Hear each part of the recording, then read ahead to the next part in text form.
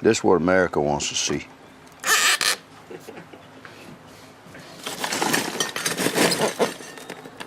Budweiser, baby. King of beers.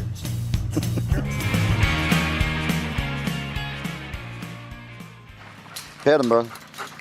Pet him. This is Leonidas. This is Zeus. They're full-blood brothers, believe it or not. Really? Who you gonna get? What? This one thinks she's 125-pound shepherd. Come on in, brother.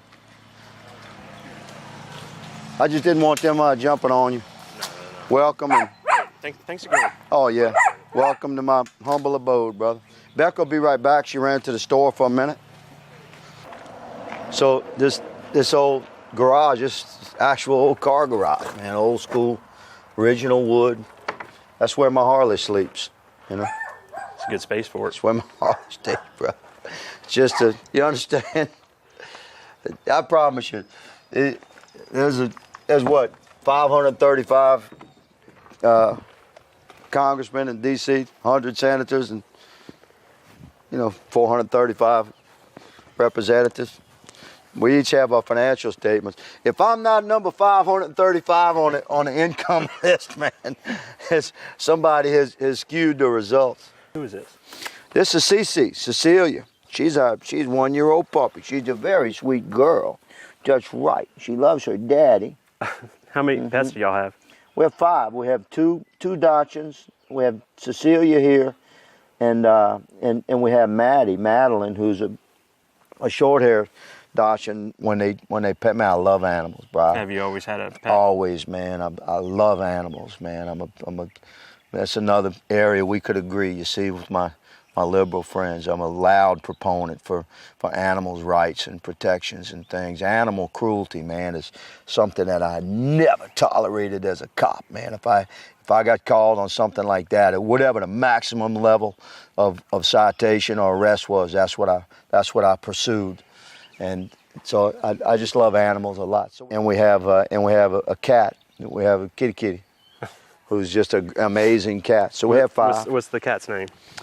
The cat's name is Bella Luna. Bella was this big, man, sitting in front of the sheriff's office one night. We fight, Jeremy. It's hard. Man, it's hard to get in shape, bro, for something like that. For me, I have to drop like 20 walking around pounds to be ready for fighting. Like I walk around at like 185, okay, and to 190, right? I feel like I'm in shape if I'm at 180. If I can get to 182, 183, when I fought, I was in the 60s. Got down into the 60s, and at weigh-in, I had carved up. It was like 173. So that's literally 15 to 20 pounds lighter than I walk around, right? So the next time we fight, though, Battle of the Badges has been going on for a long time. And what style of fighting is this? It's boxing. Boxing. Yeah, traditional boxing. It's regulated by the boxing associations and whatever state it's in, that state boxing association as well. So it's regulated and recognized by the boxing commissions of America, right? And it's always been cops versus firemen. So the cops fight the firemen, and usually the firemen win, by the way. The statistics are like real high that the firemen win because, we argue it's because they don't do anything. All they have to do to get ready for the fight to train. Sometimes firemen have a 24-hour shift and nothing happens. But when was your last fight? In August of 2016. August of 16. So, did you win that fight? No.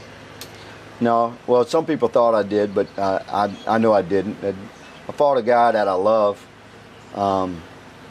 who's an accomplished boxer. That's all he does. I have my own martial arts school. I teach martial arts, you understand? But this is different. This is traditional boxing, and point, by point, a skilled boxer would generally win a fight like that. And came down to a decision? Roy, it came to a decision by points, and I knew Roy had hit me more than I had hit him. So I knew that he'd win the fight. But everybody wins. It's all for charity. That was the biggest charity success for Battle of the Badges, I'm told, in the history of the Battle of the Badges. That particular fight, because it made it a big deal because I was fighting, right? Mm. And how many of those fights have you had? I used to box back in the day. I mean, I've been in thousands of fights, but there's a martial arts sparring or cop stuff, like real actual trying to survive fight, understand, or subdue. Boxing, I started boxing in 1980. I'd been studying martial arts since I was 12. I'd belted in Taekwondo. I moved to Florida to work one summer, and I couldn't find a decent Taekwondo school, so I joined this boxing club, right? I thought I'd just use their gear and train, but I quickly, I asked to fight, and I did. Got my ass whipped by a guy named Jimmy. And that's when I realized that my style had to evolve. You understand? And these guys had real skill, and I wanted it. So we trained real hard, and I boxed an AAU match a couple months later and won by TKO in the second round, and that began like the evolution of the style that I ended up developing. I came back to Louisiana and studied White Crane Kung Fu, and I was very into that. So I ended up with So you practiced Kung Fu at some point?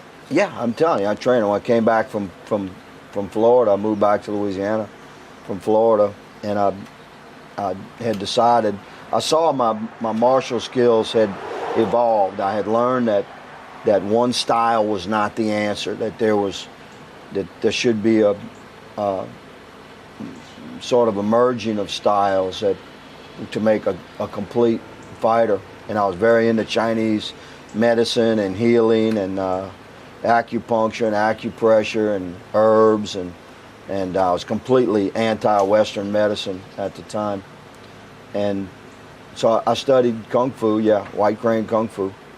And a few years later, when I was in my late 20s, I realized that I had sort of hit upon this thread, this Taekwondo, Western boxing, and White Crane Kung Fu.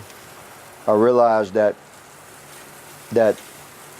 there was something happening with the best techniques of every style that involves circles and energy and sort of the connecting energies in martial arts through the earth.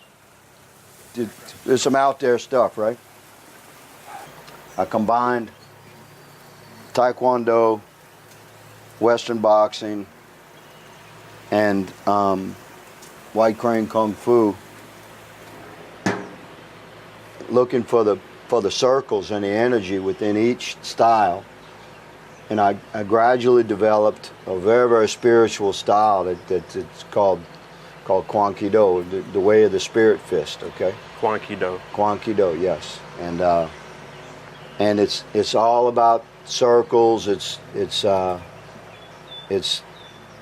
very beautiful style, man. Yeah, I guess that's something we don't get to hear from you a lot is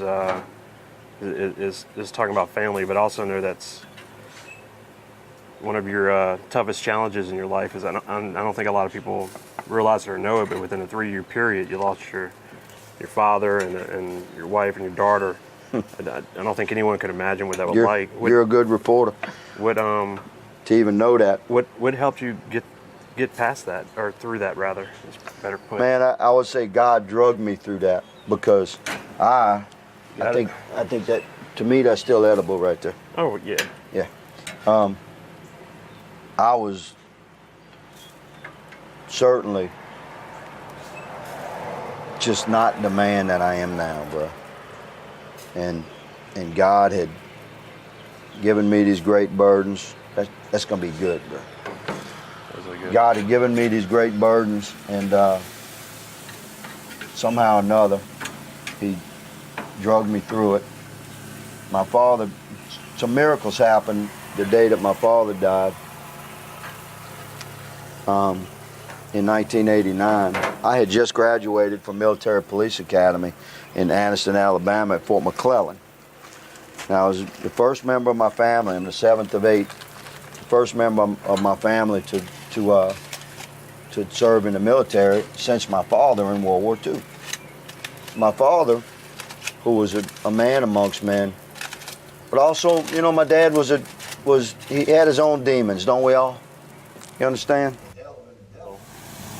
You're still staying in the office and Oh yeah. trying to be. What do you do when you want to cook? I can't. I can only cook when No hot plate. No. Dorm room. No, man. I eat like I would generally get a Subway sandwich with virtually nothing on it, just meat and cheese. I'll eat half of it for lunch, and then that evening I'll eat half, the other half for supper. It's at my desk, man. You don't do much socializing in DC? Yeah, I do a lot of socializing because I have to. It's part of the job, you know. You have to go to this or that or the other so I eat out a lot, probably 2 times a week, because I'm going to meet this group or that group or the other that are in town. That's from constituents that have requested a meeting, or they're hosting a reception, and it's expected. It's part of the job. Of course, You have to go give love and respect to the people that have come to D.C.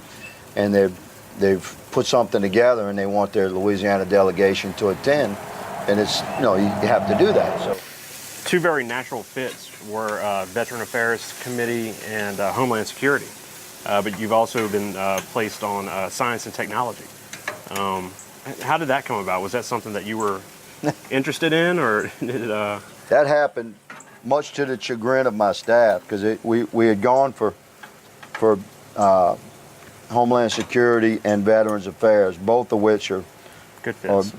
Big committees and was significant and in my wheelhouse. And we felt very strongly that I could perhaps make one of those committees, and we ended up making them both.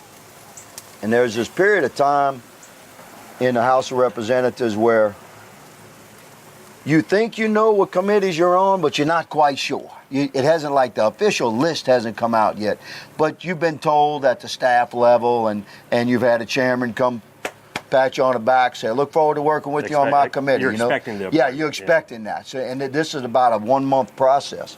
So we were near the end of that. The official list had almost come out. I expected to be on Homeland Security and Veterans Affairs. So this was a win for us, and a full schedule. You understand that? Mm-hmm. So, and I didn't really get it, quite frankly, how busy I was going to be, bro. But my staff did. So they were trying to guide me, and I was just, I have a very, very strong work ethic, my friend. I didn't go to D.C. to play. So anyway, it looked like I was on these 2 committees, and I was sitting on the House floor. Prior to a vote, I generally get early to votes, and I'm always very prepared, researched. I know what's going on.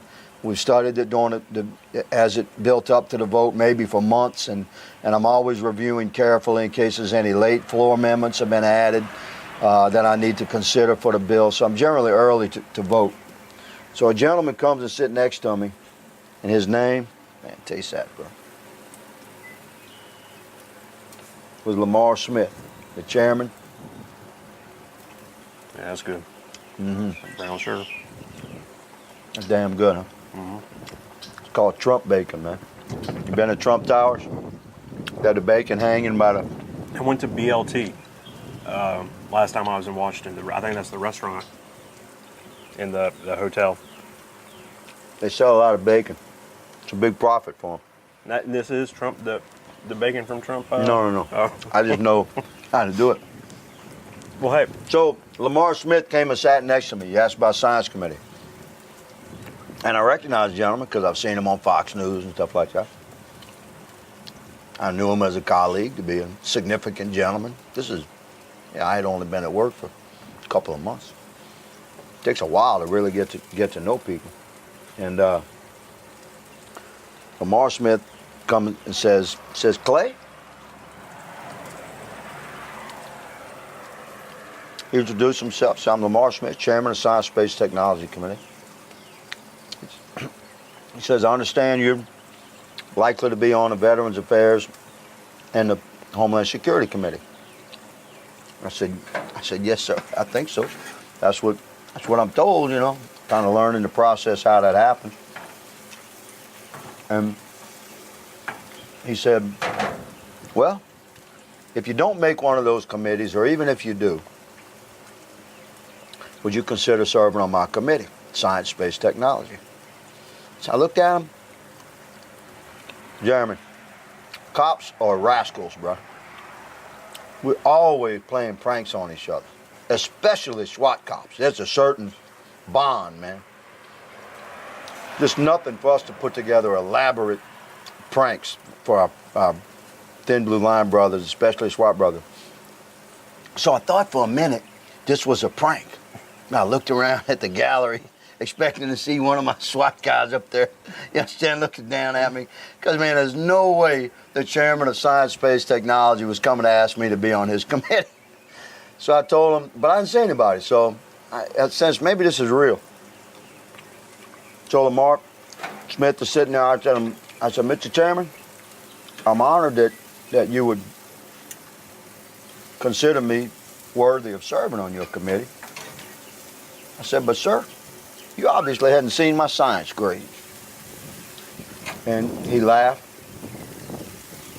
And he said, you see, Clay, that's exactly why I need you on my committee. He said, you're right, we're a bunch of scientists, man, a bunch of geeks. He said, I need an investigator. He said, the Science, Space, Technology Committee, our oversight subcommittee, has broad authority, and I need an investigator. I said, well, now you're making sense. So we talked for a little while longer, and we voted. We left the floor together. We walked down the hallway together in a tunnel. And I told him, I said, I am a chemist. He said, really? I said, yes, sir. I said, because I'm pretty sure that making coffee is chemistry. So you take water, a liquid state, you heat it, you turn it into a gaseous state. It passes through another substance. It cools, changes its molecular structure, and comes out coffee. I'm pretty sure making coffee is chemistry. He laughed. He said, it is. I said, I promise you I make the best pot of coffee in Washington, D.C. So I think I'm a qualified chemist. So he laughed. I'm good. I told him I would consider it. Let me change the subject. Here's something I read on the internet about Clay Higgins, and you tell me if it's true news or fake news. All right. Okay. Clay Higgins is a Kentucky colonel. I am a Kentucky colonel. True news. So the Kentucky colonels include Hunter S. Thompson, Johnny Depp. I'm gonna go grab my beer, but tell me while you're working on that. Yeah, grab me one, please. How you became a Kentucky A colonel? Budweiser. Well, I don't know if you know the story of how that Kentucky colonel thing came to be, but it's historic and traditional in the state of Kentucky. Miss Becca! It's a title, like. Miss Becca, I need some foil, baby, and maybe a glass dish, a covered dish. Like sir or something, but it's recognized. It's recognizing what the governor of Kentucky and the state legislature of Kentucky recognize as Americans that have represented the very highest standards of patriotic and sort of gentlemanly demeanor and behavior and communications, etc. I got nominated by a gentleman that was also a Kentucky colonel, who is from there it goes. from Baton Rouge. Thank you, brother. And had been following me. Who's my that? career as a cop. His name is Eric Bertolet. Great guy. Fellow colonel. Fellow colonel. He was a Kentucky colonel, and he had been following me. I was a cop, and you know, when my videos started becoming pretty widely known, he had started following me, and he nominated me to become a Kentucky colonel, and it happened. So, you know, it's amazing to think the power that those early Crime Stopper videos had. Has it become? You've become so well known for it. Do you? I don't think resents the word I'm looking for, Clay. But do you ever wish you were known for other things, or wish you would have done any of those videos differently, or had any kind of interesting thoughts on them with the passage of time? Well, you know, the Crime Stoppers videos that was me. You know, that was all me, man, unscripted, and it was certainly me. But it was me doing my best to communicate a powerful message in a 2-minute window. So all of us have a tendency to measure our fellow man one-dimensionally, if that's how he's presented to us, right? Mm-hmm. See, I mean, I know you're you know, Louisiana's premier political writer. But I didn't know you until I got into politics, so I'm quite sure there's much more to you, your family and your history and your heritage, but that's the one dimension that a guy like me will view Jeremy. So the world viewed me through the window, the very narrow window of Crime Stoppers, and I have no regrets about that, because that Crime Stoppers guy is me, but it's a small piece of me. And my my circle of friends and family that know me. You say, how are you known? By the people that know me, I'm known by many other things than the Crime Stoppers video. Man, I've spoken nationwide to large law enforcement gatherings on significant subjects that are close to my heart, of unwavering recognition of civil rights, the meaning behind the badge, it's an oath of allegiance to the Constitution that we serve, the significance of being a police officer, the most extreme, think about this, a police officer is the most extreme restriction of freedom. We represent the most extreme restriction of freedom in the land of the free. And all of our ancestral forefathers, the reason they came here was to seek freedom, to be able to own land, to build a life, etc. Even whether we came here as free man or slave, there was always a dream of freedom. I'm quite sure that every American citizen today whose ancestral forefather and foremother were forcefully brought to America as slaves, I'm quite sure their dream was to pursue freedom. My ancestral forefather was a indentured. He was born into indentured servitude in Ireland, so he certainly represents a guy that would have been seeking freedom, right? So to be a cop like that, you're about to get on the tricky part with the fish. Yeah, I'm about to flip it though. So I've spoken about these things across the country, including prisoners' rights, penitentiary reform, and people don't know that. They just see, oh, this guy is a cop that just wants to crush crime and crush criminals and all of that. But most of my Crime Stoppers videos included the message of redemption. I wear bands on my wrists. I say redemption. The steel one is mine. The other ones I give away. I try and give 2 or 3 of them away a day, because my life is a story of redemption. I'm a failed and fallen man, redeemed by the blood of Christ. I rebuilt my life, but I'm fortunate that the Lord has given me the opportunity to share with the world other aspects of who Clay Higgins is. I think it's fair for you to not necessarily want to be the guy, the Crime Stopper guy, but I get the sense that it's an extension of something that's much more important to you. I know that you left your job as a manager at a car dealership because you had a yearning to go back in law enforcement. You told the Washington Post that not only did you lose a great deal of money making that decision, but you felt like it was one of the better decisions of your entire life. Do you think that's something that you would ever gravitate back toward? Oh, no. Man, Jeremy, it's why I can't be corrupted, man. Washington can't buy me. I left money. God has prepared me for this service. I left big money because I was losing my soul. I rebuilt my life from nothing, man. I went from making, pretty decent money, 6 figures, to making $8 an hour as a cop. A 2-week paycheck, what I took home, was something I used to leave for a tip at a nice restaurant.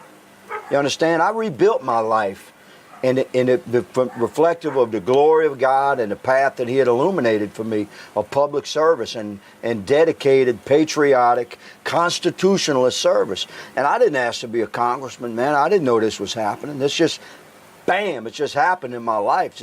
And God made it clear, this is what you're going to do. So in D.C., there's a lot of corruption, bro. There's a lot of money. And they can't buy me because I've already purchased my life back from money that had destroyed my spirit, or a lot of it. I purchased my life back with the priceless blood of Christ. And I've become a guy that I'm a decent man now. Bro, I feel pretty good about where I am with my life and my walk with Christ, my relationship with my wife, and so DC can't touch that. They can't. I'll never go back to money. I'm not anti-money. You understand? I'm a Republican, man, not anti-money by any means, but I'm certainly against the corruptions that commonly come with money. As I earn more and more money in my life, if that be God's will, I intend to do good works with that money. I mean, look how I live, man. Congressmen don't live like this. Congressmen don't live in 65-year-old, 1,000 square foot houses, man. You've had the most intimate of details run through the media filter, divorce, family, employment history. Was there ever a time where you took a step back and thought to yourself, is this all worth the trouble and the personal invasion and everything that comes along with it? There's been a lot of pain brought upon my family. That has been very injurious, man. Horrible things, lies spoken by liars, woven from fabrics of liars about me and my family. Is very hurtful, man. But I've always restrained. Man, my son is, I very, very strongly restrained my son from participating in that by trying to speak for me and talk about what he perceives as the kind of father that I am. Another piece of foil there, bro. And it's hurt my wife very much to see her husband attacked like that. I've had, we don't make noise about this, Jeremy, but I've had all kind of threats. The front of my house is bulletproof, bro. I don't ever sit out here without my M4 and my Glock. I was going to ask you, and you're carrying as well. I'm right? carrying as well. I'm always armed. I maintain my post certifications, but even if I didn't, I'm in my house right now. I can do what I want, and one thing I will always do is protect my family. So, you know, we've had to have bulletproofing material put all inside my bedroom because you know, the threats are real. I never really pushed it, but you're required congressionally, if you receive threats, you got to turn that into the Capitol Police, because shit can happen. I mean, look what happened to the baseball field last year, right? So you have to turn in threats. And one of them is bad enough that the guy's in jail. He's a jihadist guy, and the Capitol Police pursued it, and DOJ picked it up, and that guy's in jail right now, man, in Lafayette, pending federal trial. They found him in Colorado. He had run to Colorado, but I didn't really push that either. Isn't that something you dealt with when you were doing the Crime Stopper videos? Yeah. Yes, it certainly is, but it has reached a new level now. It used to be just criminals that hated me. Now it's Democrats too. You're about to start up on a re-election cycle. Do you think you've put enough of those issues to rest, or do you think you and your family are in for a repeat of 16? Well, you know, Jeremy, we really don't care. People can say what they want about me. I am who I am, and the people that really know me know what that means. And people that want to attack me, you know, if you don't have anything positive to say about somebody, then maybe you shouldn't say anything at all. It's sort of the way I was raised. But when someone enters a political arena, which I did, I expected to be attacked, which I was. So that's not going to go away, man. Anybody that runs against me, Jeremy, I've gotten a lot done in my first term, bro. How are you going to attack me congressionally? You understand? What have I done wrong? Well, I've gotten legislation passed. We've brought a lot of money into the district for dredging and things and projects and things that have never been completed before. My Louisiana staff has opened and closed over 1,100 cases for constituents in 15 months. Veterans and elderly, people that have issues with Social Security or Veterans Affairs, immigration problems with FEMA, etc. We've been extremely active and successful as a congressional office. Right. But a public life doesn't translate into a private life by any means, and you're about to be kind of under the microscope again with re-election. You have at least 2 opponents, maybe 3. But around the state, you know, there's just not a whole lot of action. So how's it feel knowing that you may very well have the only congressional race of interest for the coming cycle? Well, it's good to be an interesting guy. I think that my races will always garner attention. There's a pretty good bang for your buck, you know, to run against me, because the odds are pretty high that the race is going to get some media coverage that maybe the other races don't, and I speak freely, I speak candidly, I speak unscripted. People know that, so and I don't attack back. It makes you a very attractive target.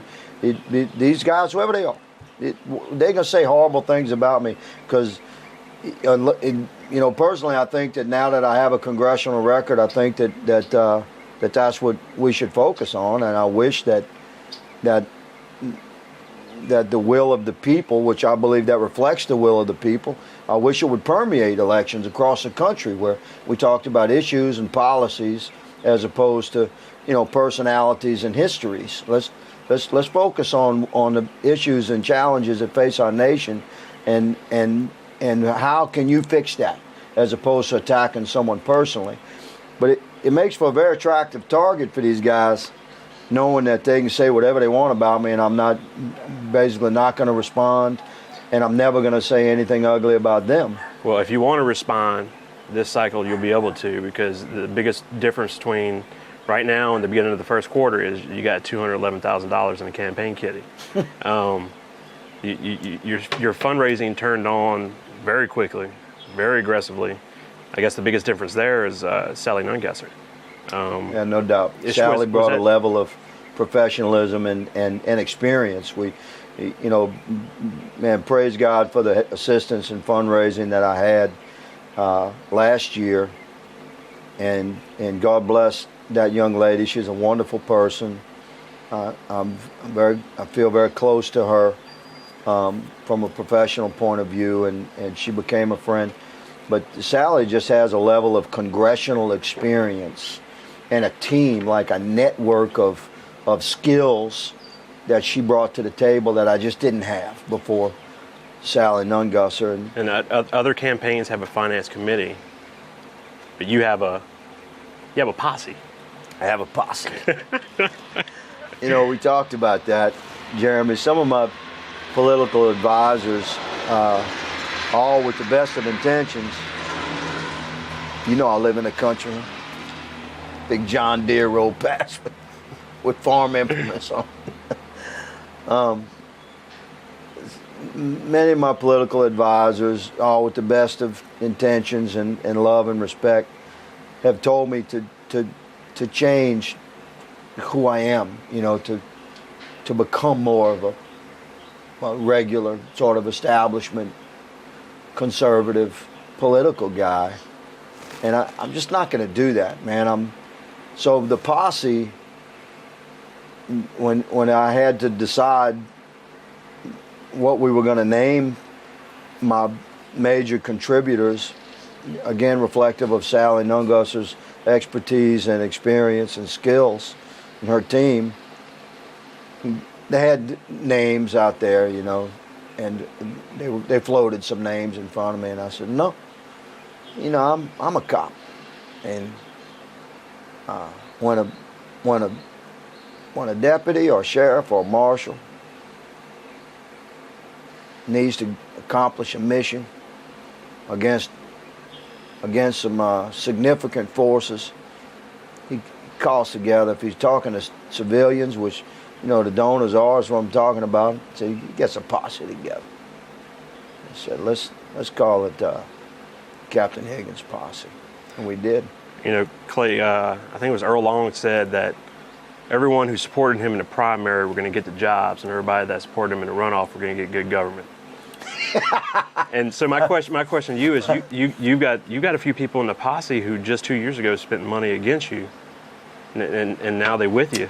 Do you think about things like that, or are you just happy to have those folks on board? No, I'm not a vindictive man, Jeremy. I recognize that I was a newcomer to the political arena. I just see everyone as Americans, man, and I'm not a vindictive man. I'm actually a pretty humble guy, and of course Americans have the right to support who they think is best, and I recognize that. In a way, you asked me earlier about the Crime Stoppers deal. That gave me name recognition. So people say that, well, that was the reason you were able to help you break. It helped me break it. But it also, it was my greatest. It was my greatest asset regarding name recognition, but it was also my greatest detriment regarding that's how I was measured. You understand? People said, so a lot of the people that, like, man, I like that guy. He'd be a great sheriff or chief of police or something.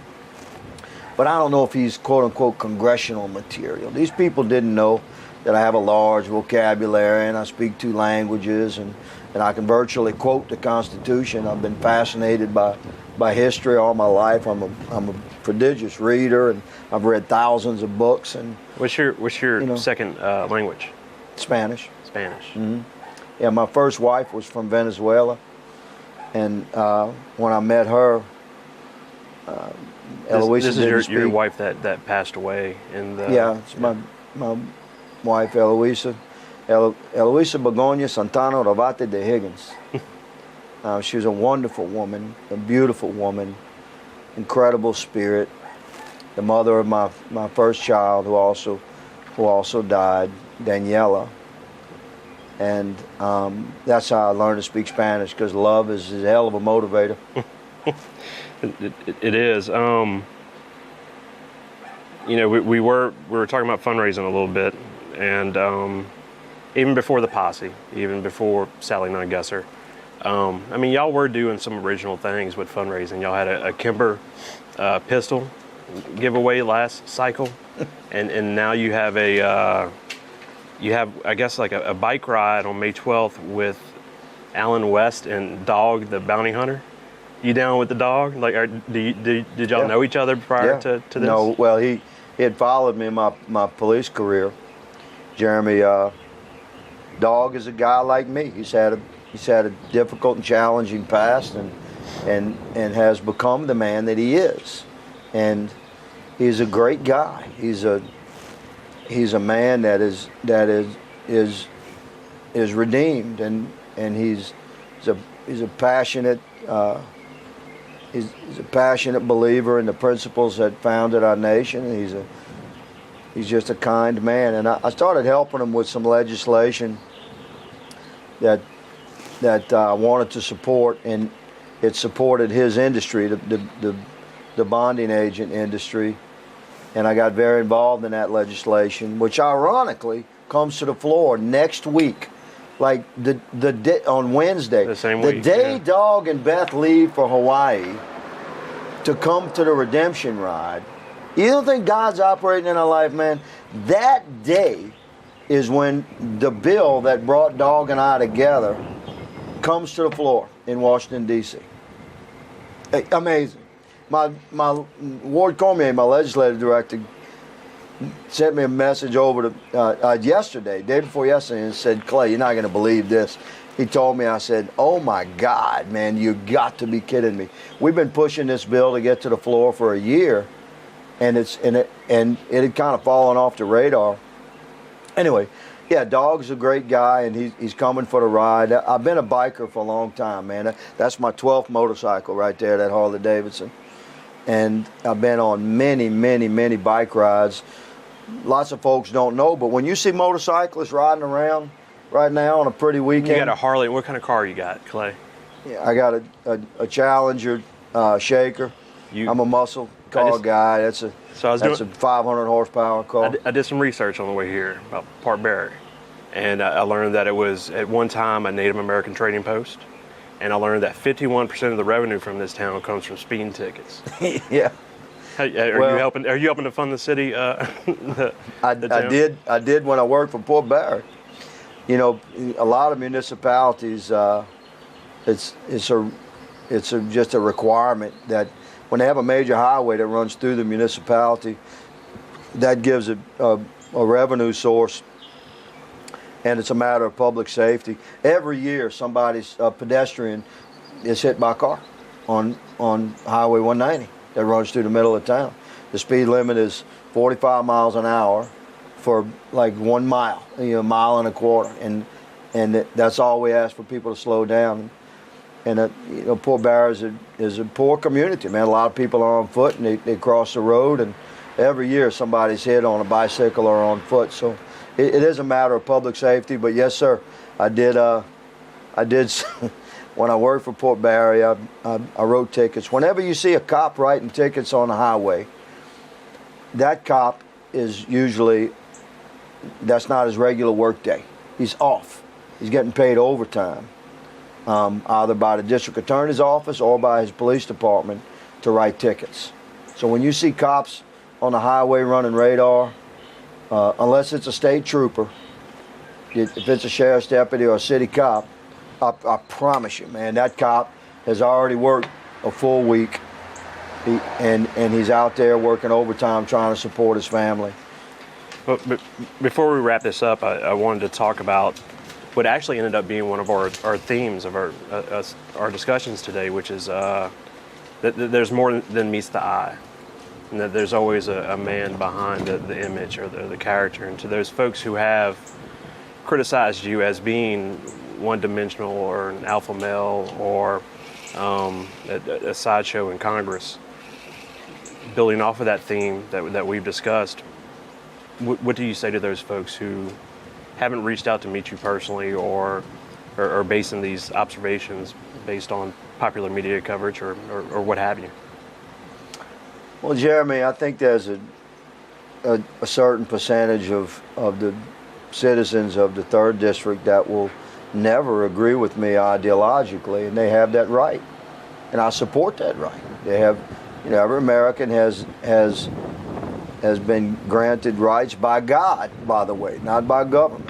Our Constitution recognized our foundational rights as having been granted by a loving and forgiving Savior, and why would I argue against that? There are certain men and women whom I love and I serve, but we'll generally never agree. I personally try and find areas where we could agree. For instance, I'm a very conservative constitutionalist, like lean libertarian Republican, and my colleagues on the left represent a different ideology, and some of the citizens that I serve reflect that liberal ideology. And I'd like to find areas where we can agree. For instance, coastal restoration. I've been a loud proponent of coastal restoration, and I've been a voice that has been one of the participants that managed to bring a lot of money to the state of Louisiana for coastal restoration.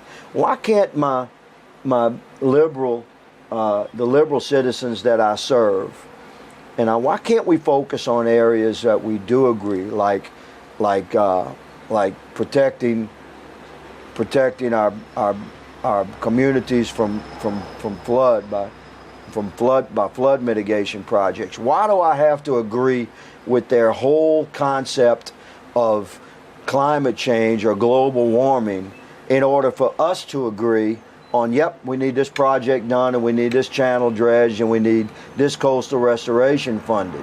Why can't we just focus on what we do agree on and leave what we don't agree on aside, so that we can just move forward as a people? Because I'm not going to wake up tomorrow and be a liberal Democrat, bro. That's not happening. Yeah, I mean, I think it's an important discussion that can be had on both sides, is to try to get maybe some of those social issues out the way and try to find those issues that you can start to drill down on. And exactly. Let's do this to wrap up, all right? I'm going to give you 5 names of personalities or entities, and give me kind of just a one sentence assessment of how they're doing. One sentence. John Bell Edwards. Honorable and courageous man who certainly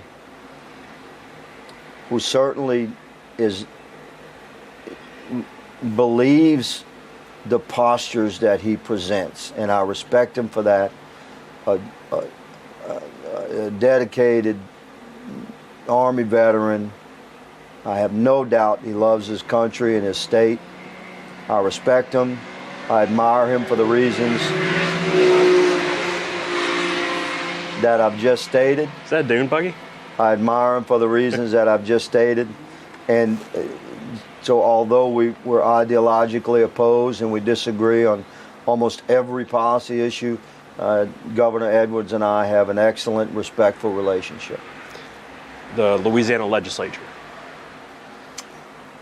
A conservative body that is trying to find a path forward with a liberal governor and executive. It's a difficult and challenging task. I have many dear friends that serve in that body, and I understand that the very daunting task that they face, and I generally support the reasonable efforts to find a path forward with our governor. You know, we have the reality is we have a liberal Democrat governor, you have a conservative Republican legislature. So in betwixt the twain do sometimes not meet. So it's a hell of a battle they have, man. And I have some dear friends there. Julie Emerson has been a trusted confidant from day one, and just many folks, too numerous to name. I respect them, and I'm glad they're in Baton Rouge and not me. All right, so one sentence assessment on Donald J. Trump. Unwaveringly pro-American, completely dedicated to fixing our country, whether anybody likes it or not. The United States Congress. A bicameral, bipartisan Congress, as envisioned by our founding fathers, filled with members that represent varying districts of every conceivable shade of ideology, and a body that is frustratingly embedded in the status quo of bureaucratic weight that has manifested in our country over the last several decades. A body that if I was in charge, some things would be different. A Senate that's burdened by rules, some of which, including our cloture rule, I don't believe is constitutionally sound. I believe the founding fathers intended for there to be a simple majority vote in the Senate on things that had to do with our originally enumerated powers, including budget and our military. And so the current cloture rule, I don't believe is constitutionally sound. If I could change it, I would. I'd change it immediately. United States Congress is expected to be a body that has contentious debate, but my perspective is that it's overly so right now. We have divisions in Congress between the parties that are unnecessary and injurious to America. Before I give you the last one and we wrap up, you said you would do things differently if you were in charge. Do you care to make a prediction for us on leadership? I don't know about a prediction. My observation is that personally I think that Speaker Ryan, if he intends to not seek office after this year, and he intends to therefore vacate the position, I think I'd like to see that happen in May. Not after the midterms, because any organization needs solid leadership that's in place, and I think that listen, I like Paul personally. I've come to know him as a man, and he beats me to the gym every day. He's a guy with a difficult job. Anybody that's the Speaker of the House for the Republican Party in Washington, D.C. and the House of Representatives has got a tough job, bro. Whether that's me or anybody else. I think Steve Scalise would be a wonderful Speaker of the House. I've also come to admire and respect Kevin McCarthy, and my understanding is that Steve is not going to actively oppose Kevin McCarthy. That's what he has stated. I don't pretend to know Steve's heart, but he is a man that should he become Speaker of the House, we would have a conservative, solid Speaker of the House. And I would like to see leadership concur. I say this respectfully. I'd like to see leadership concur that this should be done now, in the next 30 or 60 days, as opposed to after the midterms. We need our leadership established within the Republican Party in Congress. Here's the last name for you. One sentence assessment. Clay Higgins.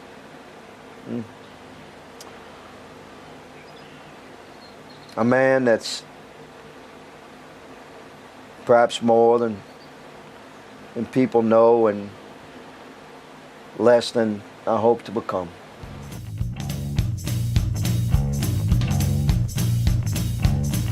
That is a wrap on episode 4 of Capital Gains.